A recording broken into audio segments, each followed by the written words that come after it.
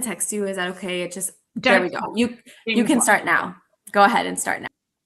Welcome. I'm Dominique Browning, a founder of Mom's Clean Air Force. We are a force of over 1.6 million caregivers around the U.S.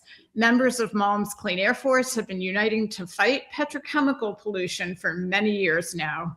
We are so grateful to the scientists who deepen our understanding about how harmful so many synthetic petrochemicals are. Our guest today, Dr. Leo Trasande, has just published a study, Plastic Additives Tied to Millions of Preterm Births Worldwide. Naturally, we called him immediately to come and talk to us about his findings. Dr. Trasande is an internationally renowned leader in environmental health. His considerable research focuses on environmental exposures and diseases in childhood. This morning, we're going to focus on his vast work on endocrine or hormone disrupting chemicals, specifically those found in petrochemicals used in plastics. He holds appointments in the Wagner School of Public Service and NYU's College of Global Public Health, and he is the director of NYU's Center for the Investigation of Environmental Hazards. First, though, some definitions. Phthalates are petrochemicals. They're derived from fossil fuels. They're used to make plastics more flexible and durable, and they are used as solvents for synthetic fragrances. Phthalates can be found in perfumes, cosmetics, cleaning products, detergents, bug repellents, and many other things. They don't chemically bind to plastics, so they break down with plastics into microplastics, another thing we've been hearing a lot about lately. They leach easily into food, water, air, and dust. Past studies have linked exposure to the phthalate DEHP to cancer, heart disease, and infertility, among other health concerns. You've heard of forever chemicals. These are everywhere chemicals. Dr. Trasande is here to talk about his study, published March 31st, linking phthalates to global preterm births. Dr. Trasande, tell us what your latest study shows. Well, thanks for having me. First is background. Phthalates contribute to inflammation. As you've alluded to, they hack our sex hormones that are crucial for functioning of the placenta. And when you have dysfunction of the placenta, a number of things can happen. Membranes can rupture, the placenta can become malattached, and there can be triggers of preterm labor.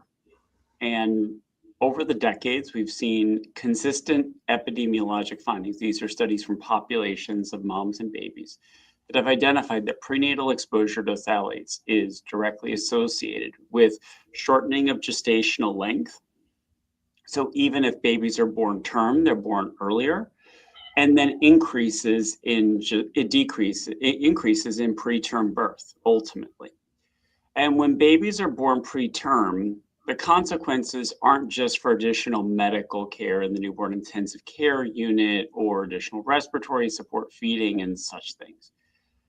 Babies born preterm have had less time for body development, for brain development.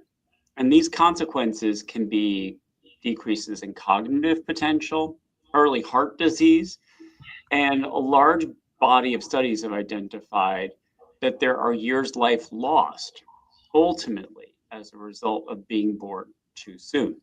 That's why we need to pay special attention to risk factors that are preventable.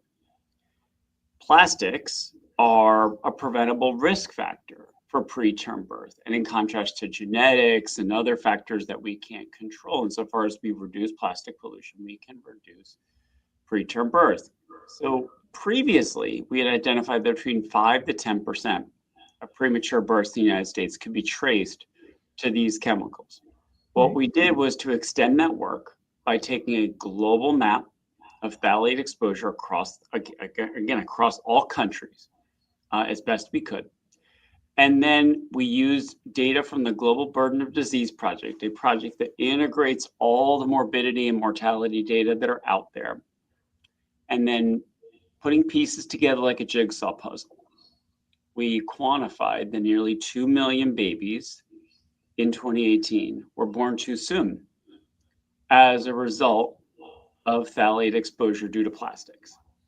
And unfortunately, in certain parts of the world, prematurity is fatal. Some of you may even recall that one of President Kennedy's children died after being born too soon. And so it's important to understand the consequences are much more modest in the United States compared with other places in the world. But we're talking about 74,000 deaths that can be traced to preventable toxic exposures that make babies born too soon. So what does this mean? Well, it means cost to society. If you value years' life of lost due to plastic exposure that causes preterm birth, we're talking about hundreds of billions of dollars. Mind you, the petrochemical plastics industry is roughly in the range of $500 to $700 billion a year. So for one exposure, one disease endpoint, you have a substantial cost to society that almost outweighs the benefits. So that's something we have to bear in mind. In addition, there are safe and simple steps we can take in our daily lives to reduce our plastic footprint. We can use much more glass than stainless steel. We can avoid microwaving or machine dishwashing plastic. We can not use nonstick cooking materials, different chemical categories. Those are the forever chemicals, Dominique, that you referred to, as opposed to the everywhere chemicals we're talking about today. But we have to think more broadly about our plastic footprint. We need steps taken in the US and in individual states to reduce the use of toxic chemicals in the materials that are in our furniture, our personal care products, our cosmetics, our food packaging. And ultimately, on a global level, there's this global plastics treaty that the United Nations is still negotiating.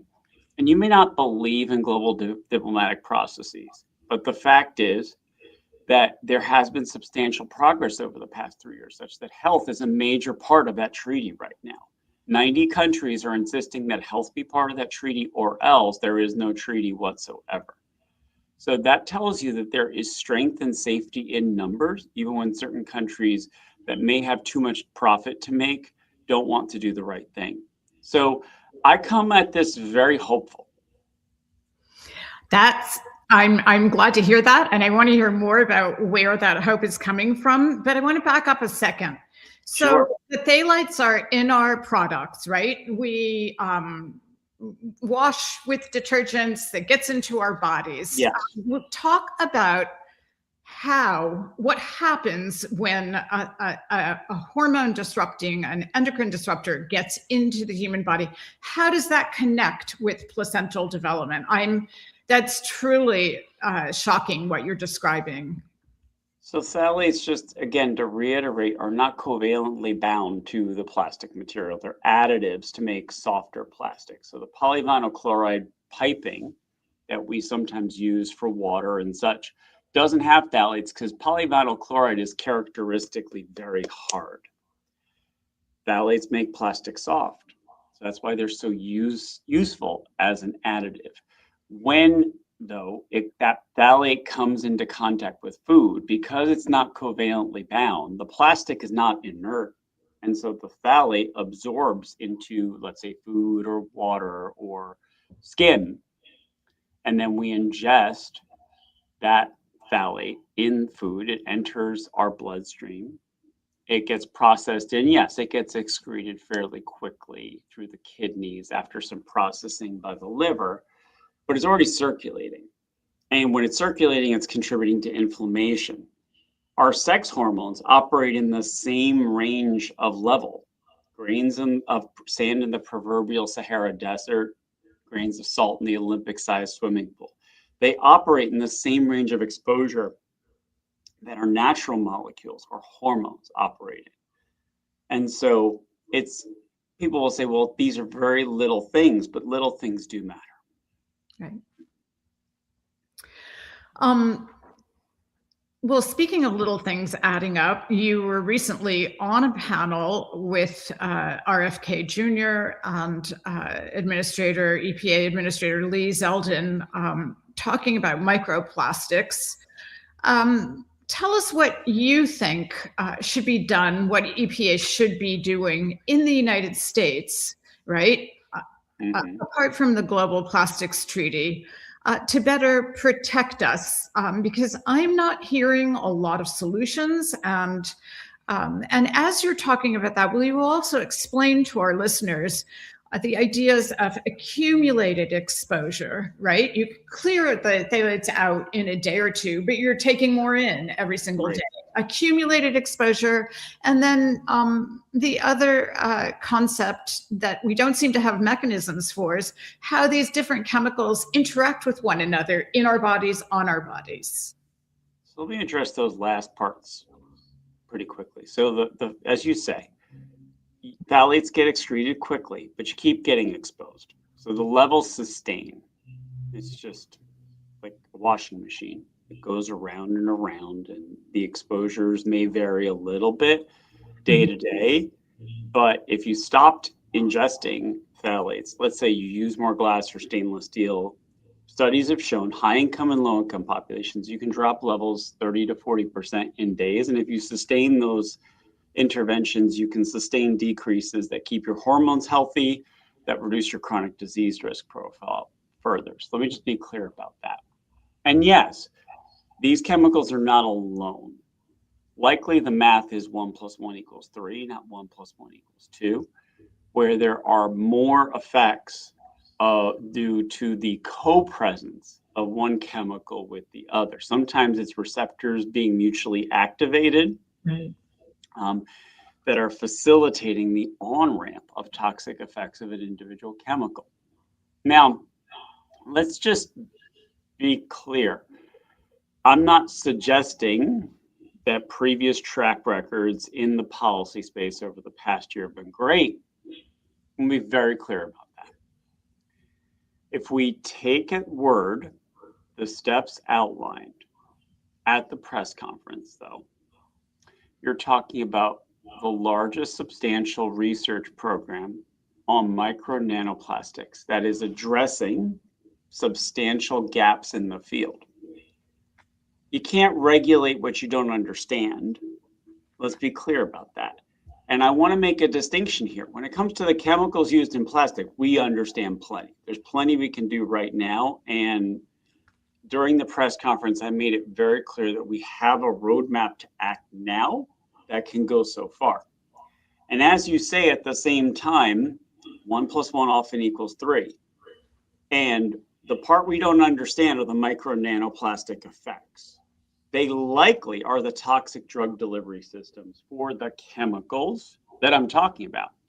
So they're likely the grand facilitators of the toxic effects. They could be having wrecking ball effects on human tissue. I understand that. But these are mixtures. And so the effects are likely substantial and important if you are going to figure out how to design sustainable chemistry for the betterment of humankind. Do I think we're going to zero out plastic in the future? No, there's plenty of essential plastics I can think about. Essential uses for plastic just can't go away. But there's so much non-essential plastic out there and so many toxic chemicals in plastics that we understand. That's why we have to act now. And at the same time, we need a massive research agenda. So putting out a testing paradigm that will lean into clinical care, that will change how patients get advice about how to reduce their plastic exposure, to reduce their body burden, I can get right behind in a very deep way.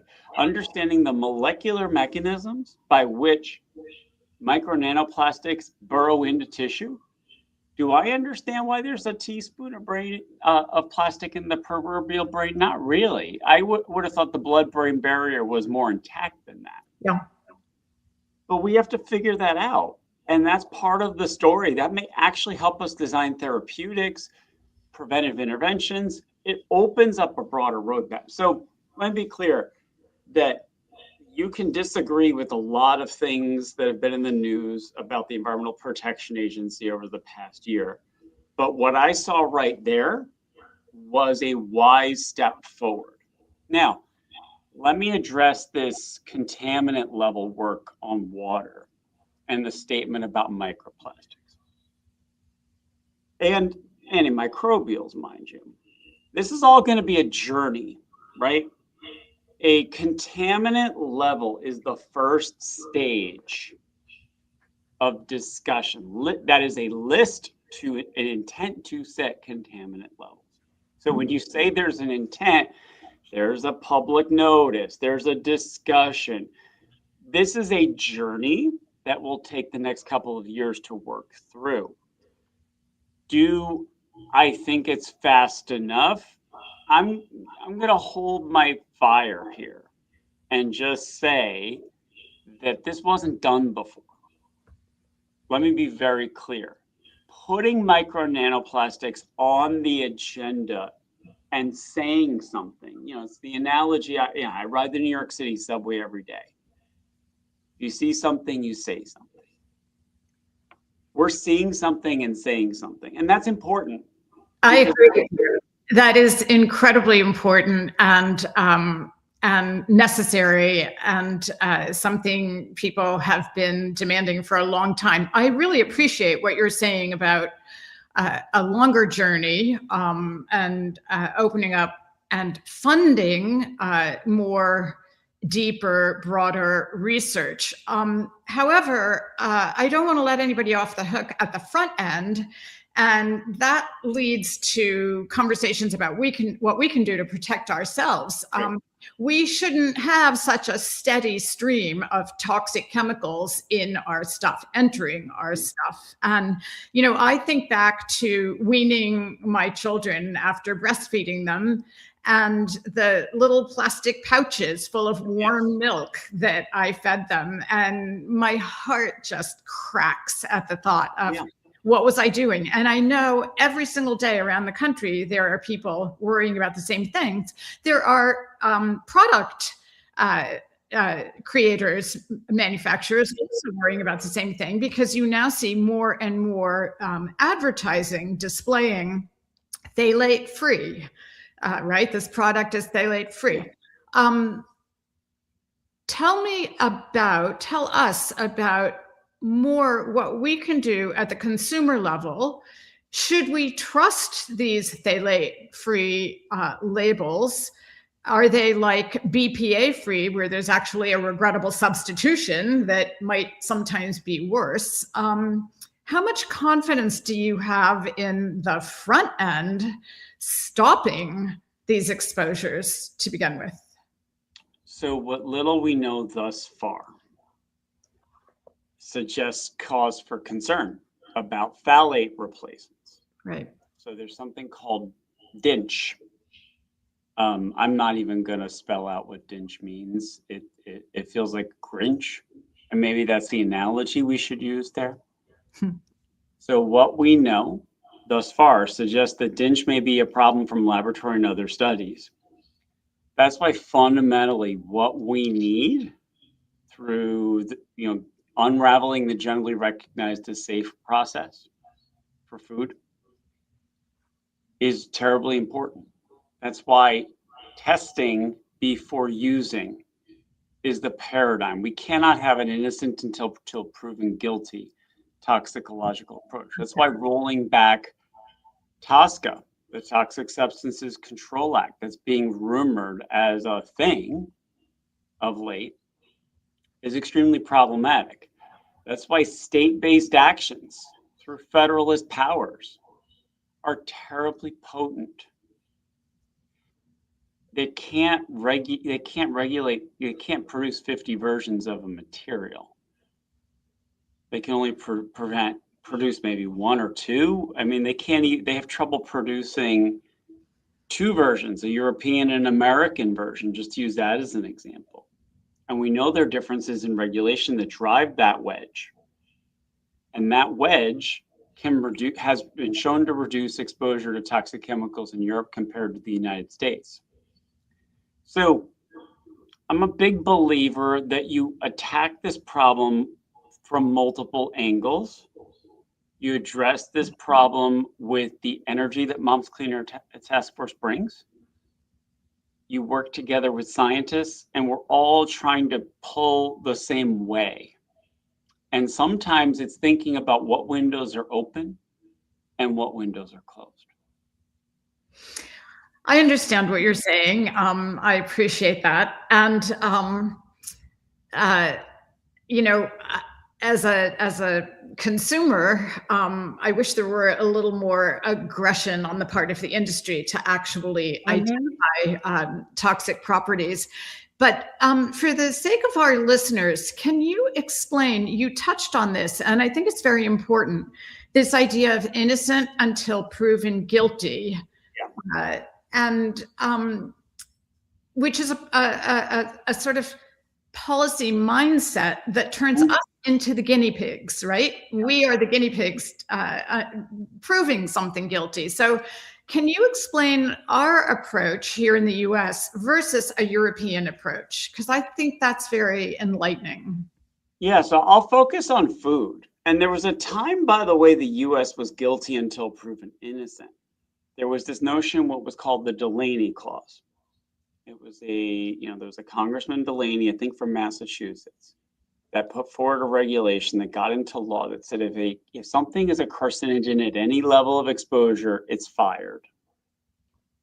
That got unraveled with time, and then we replaced it through the Federal Food, Drug, and Cosmetic Act with this generally recognized as safe some exemption. So if a industry person signed and said this thing is safe, don't worry about it, what it did is it put the onus on the public to prove harm. Right. And when you proved harm, you had to go appeal to the Food and Drug Administration to change the rules. And we all know how this works. They're very powerful people in the food industry and the chemical industry, and they're going to present their own arguments. Of course, that's what politics is all about. Politics is about people debating. And so as a result, you have a situation in which there's a slowness to respond to scientific knowledge of harm. Mm-hmm. On the Toxic Substances Control Act, that's the EPA, the Environmental Protection Agency side outside of food, that used to be horrible before the Lautenberg revision of the Toxic Substances Control Act came in right at the end of the Obama administration. Now, it's not perfect, but there are at least chemicals that are being formally addressed. It's going very slow. I don't think it's fast enough. And there are threats to even that paradigm and there's a threat to go back to the old way, which is that you would submit a chemical, the EPA would kind of rubber stamp it, and 60 days later, you'd be able to use it, no problem. It was just a holding pattern, like an airplane trying to land. And so that's the reality we live in 2026. In Europe, there is no assumption that something is safe. There actually is more of a proof, particularly for biocides and pesticides, but for other products as well. The proof is generally on the company to prove safety, or at least some modicum of safety. I think my colleagues would argue that food packaging is not much better. I'll give them that. But there's a difference, and that shows up in serum levels of flame retardants that are much higher in the US compared to Europe. Certain pesticides, the pattern's been the opposite, but that's because the US had a federal Food Quality Protection Act that added a safety level for safety increment for kids, a 10-fold safety factor that made levels of chlorpyrifos stay lower in their use for many years. That's being unraveled chronically. The game's not fully over with chlorpyrifos in the United States, but those levels are lower in the US compared to Europe. So policies predict exposures. Exposures contribute to disease. And what I've alluded to is disease ultimately costs us all. When you talk about plastic, just to come back there, we're talking about $250 billion in disease cost in the US alone. Right. 1.2% of the gross domestic product. That's a stat that shocks people. People can't believe it, but it's altogether real and it's very conservative. It is unbelievable, and I think there's showing no signs of abating. One of the really unfortunate consequences of what's happening now is just a breakdown in trust, right, between people who are using products, people who are making products, people who are stocking products on their shelves, and of course the chemical manufacturers. And at the heart of that, the idea that you have mentioned about more research, more understanding, in a way, I think what you're saying is a commitment to a longer, broader conversation, and not just a conversation, a longer, broader dive into understanding all of these pathways of exposures is a very, very good thing, and should be, divorced from political conversations, because we are being poisoned and we are poisoning ourselves, and it is really surreal that this is considered okay. So I do want to wrap up with just an enormous thank you to you for your incredible research. And one last quick question. Sure. Your research was focused on 2018. We know that actually there is even more plastic around now, and a very big build out of petrochemical manufacturing in the Ohio River Valley, in addition to what is already happening on the Gulf Coast. So what's your prediction for how things are, or what are you going to be looking at next in this country?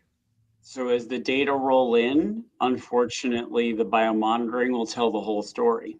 So we'll be able to tell urine levels of these chemicals. And if they go up, as they may likely in the context of broader use of plastic in products and materials, that means greater disease burden and greater cost to society.